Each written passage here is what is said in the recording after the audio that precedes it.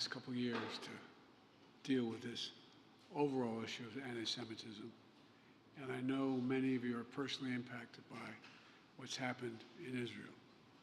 There are thousands of dual citizens, maybe some of your relatives that are there. And Doug, I want to thank you for all the work you've done on behalf of our administration to combat anti-Semitism. And I apologize, I've been on the phone around the clock with our friends around the world, quite frankly, discussing what's going on in Israel. And I want you to know that I want to thank you as well for, all of you as well, for working, the work you're doing to bring comfort and in this moment of grief for those who are grieving as well. And you'll read this weekend in synagogue, the Torah teaches us that God made stars to, quote, give light on the earth and separate light from darkness. Give light on the earth and separate light from darkness. You know, it's been hard to find that light during the darkness of these past few days. When terrorist groups like Hamas brought not only terror, but sheer evil to the world, evil that echoes the worst and matches, in some cases exceeds the worst atrocities of ISIS. More than 1,000 civilians slaughtered in Israel. And by the way, I've been speaking with a number of Israeli leaders, a number of leaders around the world, leaders in the region as well.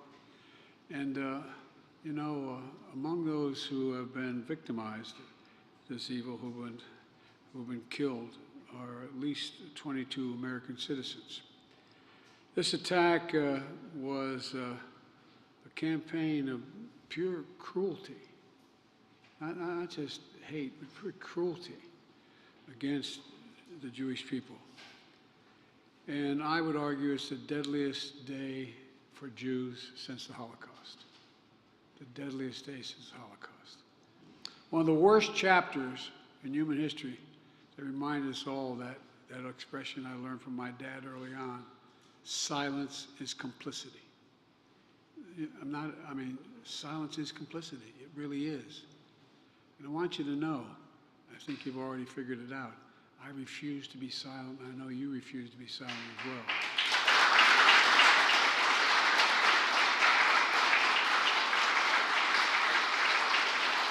And you all,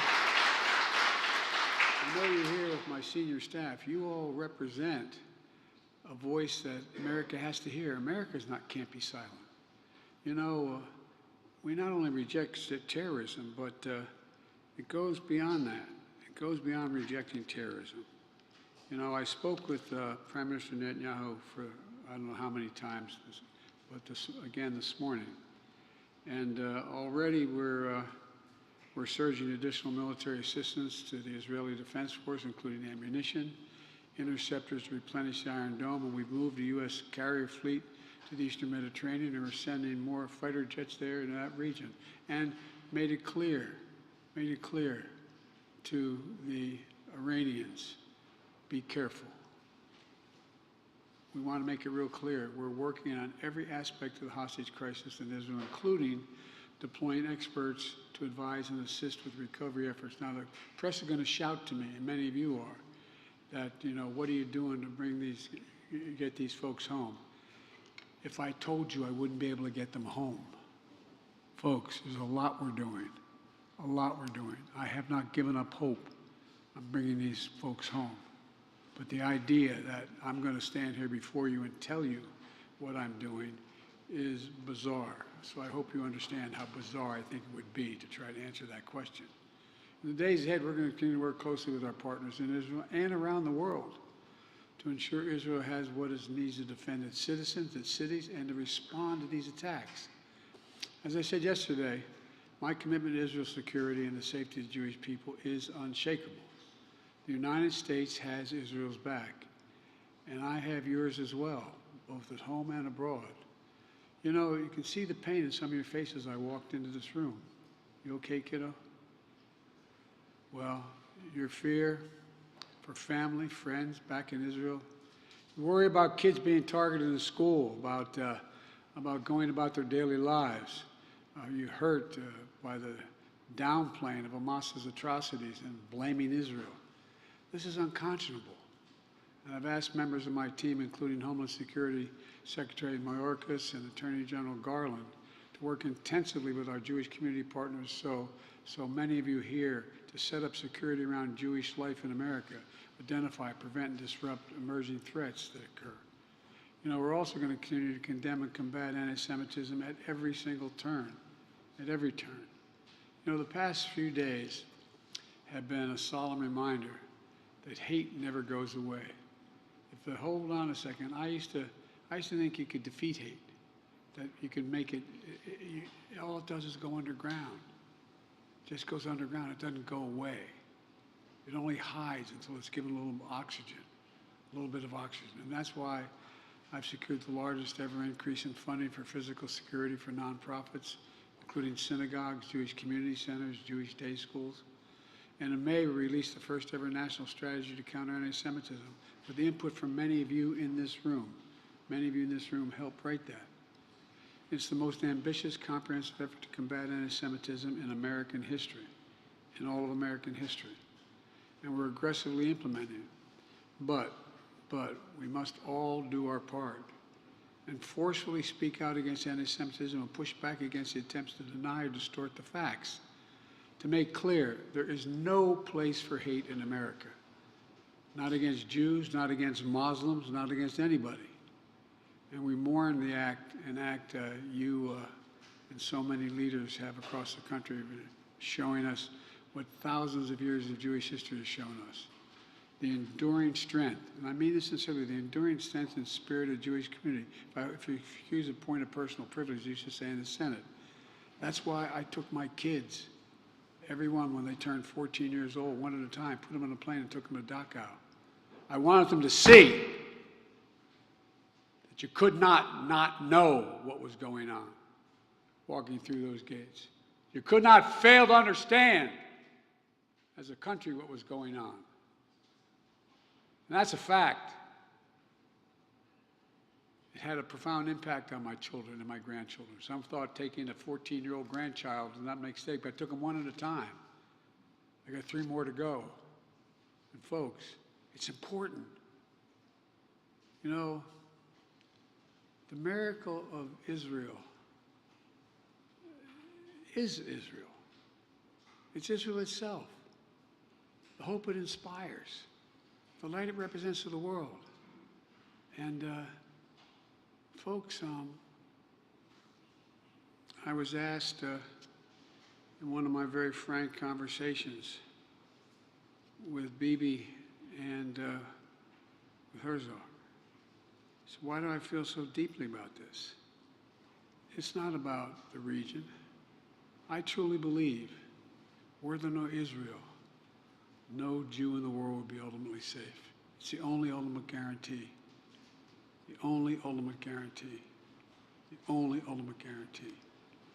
And folks, because of you, and I mean this sincerely, because you're speaking up, because of the intensity and the intellect and the brilliance you bring to this cause, I think we have a chance to end this in a way that it makes it very difficult for it to be repeated. I want to thank you for your leadership. And as I said, there's a lot to talk about. And, but I'm really, quite frankly, concerned as to, it's hard to talk about this without detail. And it's contrary to our interests to let out the detail of what we're going on. I mean, this is just round the clock, as you understand. You fully understand. But, you know, I've known Bibi for over 40 years. In a very frank relationship. I know him well. And the one thing that I did say, that it is really important that Israel, with all the anger, frustration, and just, I don't know how to explain it, that exist is that they operate by the rules of war. The rules of war. And there are rules of war. And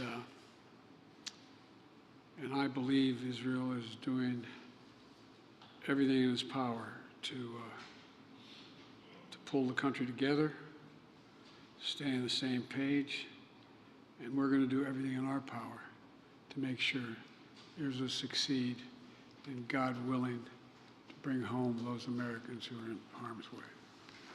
I'm going to let you all have the private conversation you've been having, which you should continue to have, but I just came to basically, I really mean it from the bottom of my heart. I give you my word as a Biden. Thank you. Thank you for the intensity of your support. It matters.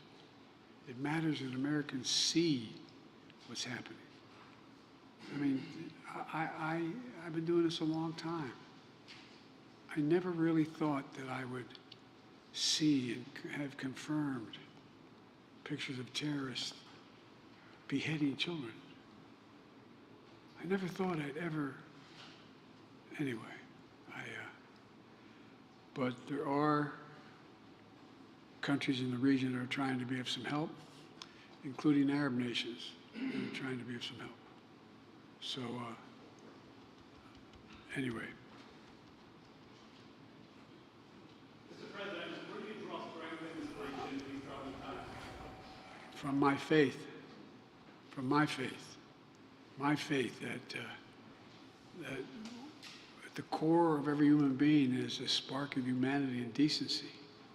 It's got to be touched. It's got to be spoken to. That's what you do. That's why you're here.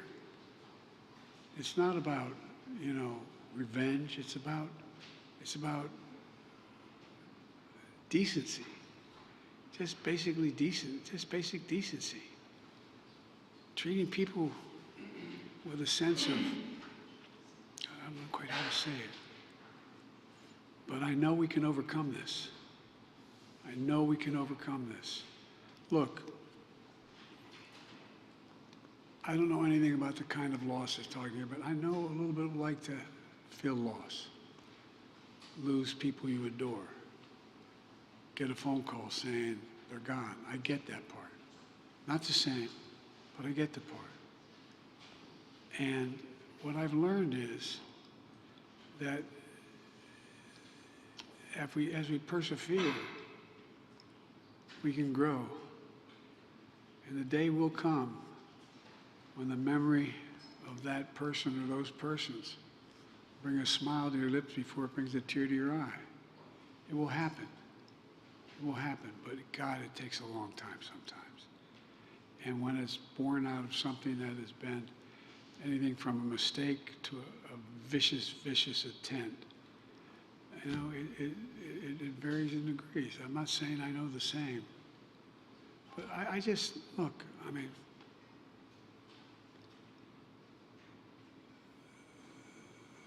I'll never forget, well, I won't go into that. Anyway, I just think that if we stay true to our values, pursue with every inch and every bit of our energy to get this right, we can bury this again and bring people back, and bring people home and bring it together. I think we can change the Middle East. But then again, I have been referred to as a congenital optimist. And I'm not going to answer any questions from you guys right now, but my team here knows when the press is gone, they'll talk more directly to you. But even then, they're not going to be able to tell you all that we're doing and all that's going on. So. Question, sir. May we please say thank you. 80 years ago this week, a group of 400 rabbis came to Washington hoping to meet with Franklin Delano Roosevelt and appeal to him to act to rescue the Jews who were being persecuted in Europe. And they were refused a meeting with President Roosevelt. They were refused entry to the White House.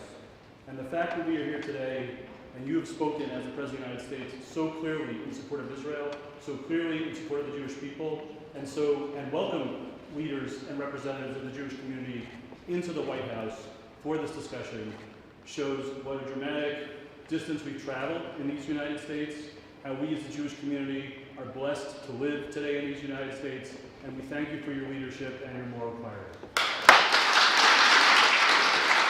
Thank you.